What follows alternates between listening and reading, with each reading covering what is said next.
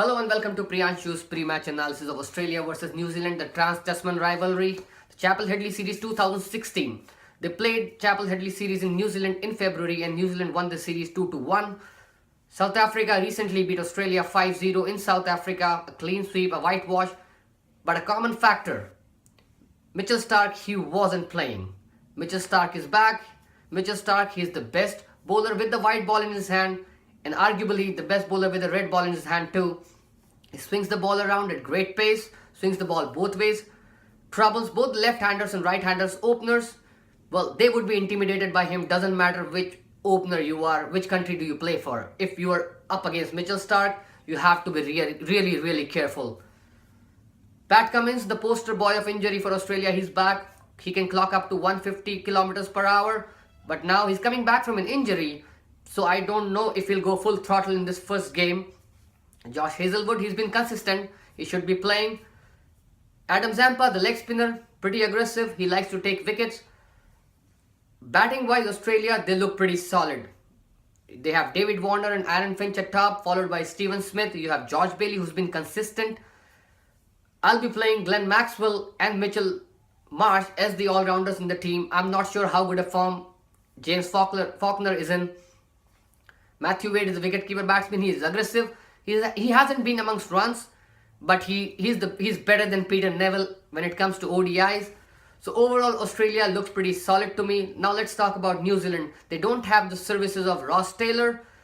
He's out. Martin Guptill, he'll be opening with Tom Latham. Tom Latham did pretty decently in India. He's not a really aggressive batsman, but if he can hold one end, Martin Guptill, he can go after the bowling. I don't know if he would take on Mitchell Starc, but they need to score quick runs.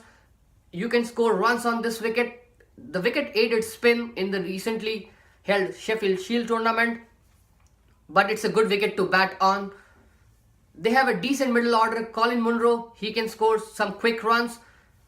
Kane Williamson, one of the best in the world, scores all around the park, pretty consistent.